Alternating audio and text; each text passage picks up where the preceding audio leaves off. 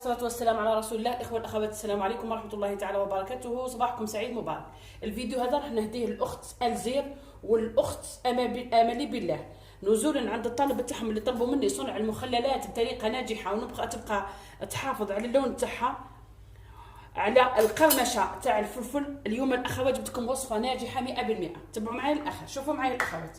قبل كل شيء راح نبدا لكم طريقة كيفاش تحافظي على المخللات وتبقى لك صفراء واللون تاعها ما تولي كحله ما والو. شوفوا الله يبارك الزيتون الاخوات. شوف، انا الزيتون نقدر نحتفظ به سنه كامله بالطريقه هذه، يعني اللون تاعو يحافظ على الشكل ويحافظ على الصلابه تاعو، يعني الحبه ما توليش طريه. شوفوا الاخوات، شوف راكم تشوفوا زي ما الحبه تاعو. بالنسبه للفلفل، الاخت اللي طلبت مني املي بالله قالت لي الفلفل كيفاش نحافظ عليه يبقى لي اللون تاعو. شوفي يا اختي، شوفي الفلفل الله يبارك، تقول عليه شوفي، شوفي الفلفل، اكيد تشوفي يا اختي، شوفي الله يبارك، شوفي الفلفل، شوفي. نزيد نجبد لك كعبه خلاف. هذا تقريبا دركا الاخت تقريبا عنده واحد 4 اشهر ملي رقدته. شوفي، شوفي اللون. نجيو الطريقه تاع الفلفل الاخوات. ربما تسالوا تقولوا لي كيفاش تحافظوا على اللون تاع الفلفل ويبقى يقرمش. بعد ما ترقدي الفلفل تحطي له الملح، تحطي الماء، تحطي الملح، قليل من الخل. الطريقه المثلى باش يبقى لك يحافظ لك على اللون تاعو ما يكحالش، ديري 2 كيلات تاع ماء، الكيله تاع الثالث خل، وديري له الملح. نجيو للطريقه المهمه جدا جدا جدا. بعد ما الاخوات نجيبوا الفلفل تاعنا، نجيبوا كيس بلاستيكي نحكموا نديروا بالطريقه هذه.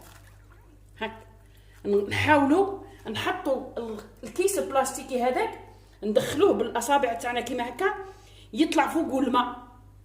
هاكي تشوفي لما يطلع فوق الماء يمنع الهواء باش يقيس هذاك الحبه تاع الفلفل، باش كل مره تجبدي الفلفل تستعمليه تاكليه تعاودي تخليه بالطريقه هذه، ولا مثلا تجبدي الكيس بلاستيكي هذاك وتحاولي تغطيه بالطريقه هذه. شوفي معايا هاك، هذه الطريقه المثلى.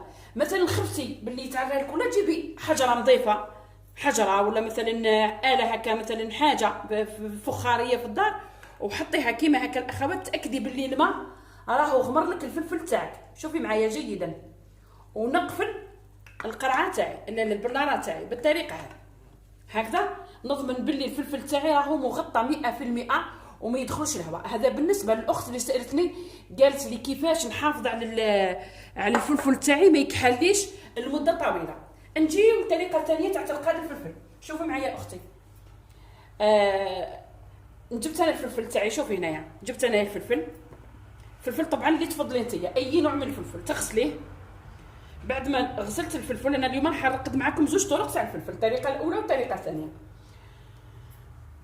بعد ما جبت الفلفل تاعي الاخوات كيما تشوفوا، رحيته في الميكسور بالطريقه هذه. نجيب الملح، نحط له كميه كافيه من الملح. ها ما تخافيش، خلاص الملح حطي نورمال. علاه؟ الملح راح يخرج لك الماء الموجود في الفلفل هذاك. ديري له بالطريقه هذه. نجيب الصفايه تاعي الاخوات، نفرغ فيها الفلفل هذاك طريقه هذه، ونخليها ليله كامله تقطر الفلفل هذا، ما نقيسو ما والو. هذه بالنسبه للطريقه الثانيه. من بعد نعاود نرجع لكم ليها زي ما ديروها. نجيو الفلفل تاعي كيما شفتوني الاخوات. راح نعطيكم طريقه اخرى باش ترقدوا الفلفل. قادر يوجد لكم في 24 ساعه، وقادر يوجد لكم لمده شهر شهرين كيما تحبي انت، واش حابه تستعملي. نجيبوا البلارات تاعنا كيما تشوفوا الاخوات. انا هنا عندي 2 بلارات.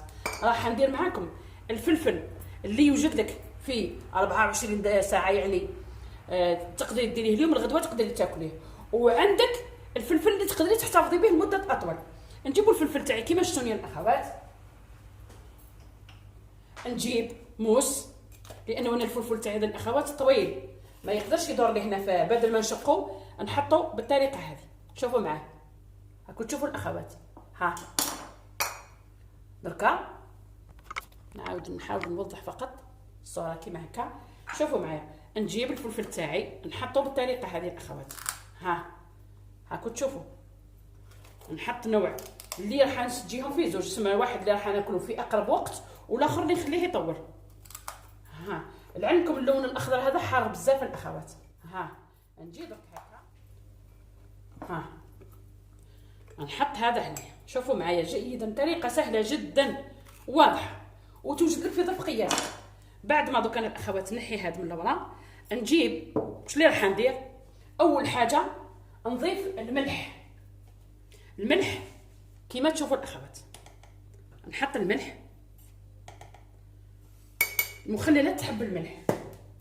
نجيب الاخوات هنايا في المرحله هذه واش اللي ندير، نحط لهم في زوج الخل، يعني راهم مشتركين في زوج في الخل. نحط نصف كميه هنا تاع الخل ونحط نصف كميه هنا تاع الخل. كيما شفتوني الكوب هذا تاع الخل تقريبا 180 مليلتر درتو ليهم في زوج، لاني ما عنديش انا كميه كبيره بزاف تاع الفلفل. شوفوا معايا جيدا واش اللي نجي ندير في المرحله هذه اللي راح نستعملها غدوه، يعني في اقرب وقت.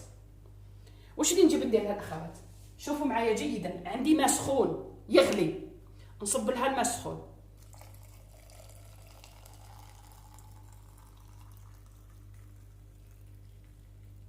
بالطريقه هذه كيما تشوفوا الاخوات هكذا.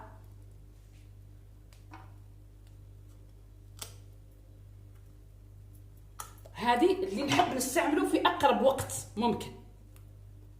دركا نخليه الساعه شويه تنحالو هذاك البخار ونقفل عليه، نحطه جانبا. نجيو اللي راح نطول باش نستهلكو.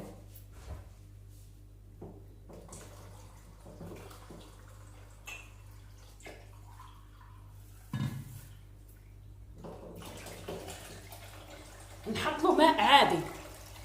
شوفوا معايا الاخوات،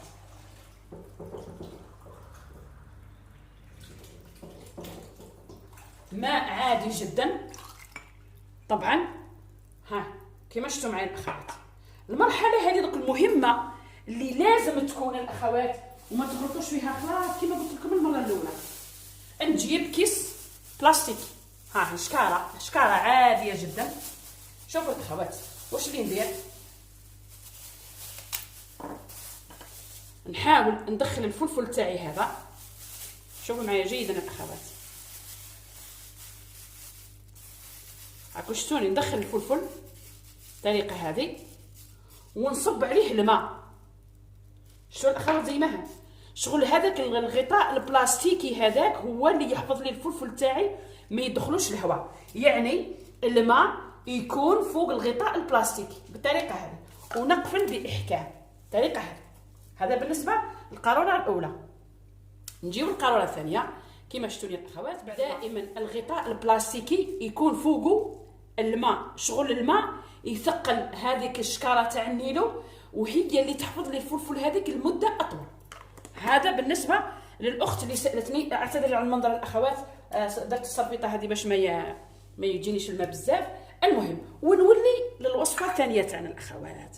بعد ما دركا الفلفل تاعي حطيته قطر يبات ليله كامله الاخوات، ناكد لكم. شوفوا معايا جيدا الماء اللي خرج منه. شوفوا الماء هذا هو الماء اللي خرج منه ومازال قاعد يقطر الماء. شوفوا قد ما نعصره قد ما يخرج منه الماء. هذا يقولوا له بوفرجوخ ولا بوفرجوخ، المهم كل وحده كيفاه كل منطقه كيفاه يسميوه. واش اللي نجيب الاخوات في المرحله هذه، نجيب الرند تاعي ويمد له نكهه رائعه جدا.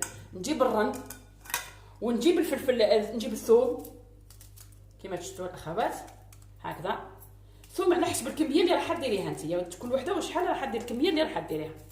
هكذا الاخوات نخلط المكونات كامل مع بعضها كما تشوفوا الاخوات.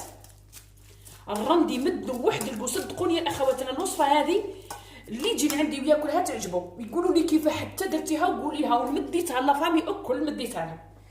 وزيد بزياده الاخوات هذه الوصفه تقدري طيبي بها سورتو الفلفل الاخضر، يحافظ على اللون تاعو ويحافظ على الذوق، لانه ما فيهش مواد حافظه، يعني ما فيه خل ما فيه والو، فيه غير الملح وخلاص تقدري طيبي به. نجيو للمرحله اللي ما قبل الاخيره. وهنا كما تشوفوا الاخوات، شوفوا الله يبارك هذا الفلفل اللي درته بالماء السخون، هذا هنا الزيتون كنت مرقدته من قبل، وشوفوا النتيجه الله يبارك زي ما محافظ على اللون تاعو. هنايا الفلفل بوفجوخ اللي تقدري ترقديه بالثوم، الملح، وورق الرند، والزيت العادي، يوجد في 24 ساعه، تقدري تحتفظي به في خارج الثلاجه وطيبي به كذلك. وهذا الفلفل اللي نرقدوه بالماء البارد. وشوفوا الله يبارك، هاي النتيجه قدامكم الاخوات. وشوفوا الفلفل زي ما اللون تاعو كيفاش محافظ على اللون، الله يبارك. شوفوا الاخوات، نتمنى الفيديو تاع اليوم يكون عجبكم الاخوات. وانا في الخدمه ما حييت، وهذا الاخوات الحويجات هذم راني مديرتهم انا في داري، كيما نديرهم في داري وينجحوا لي ويجيو عندي الناس ويعجبوهم، ماذا بيا نشارككم نزولا عن طلب الاخت املي بالله وال زين حبيبتي. انني في الخدمه ما حييت، حبيتوا حاجه قولوا لي عليها انا نديرها لكم. استودعكم الله الذي لا تضيع ودائعه، والسلام عليكم ورحمه الله تعالى وبركاته. ام هريره تحييكم.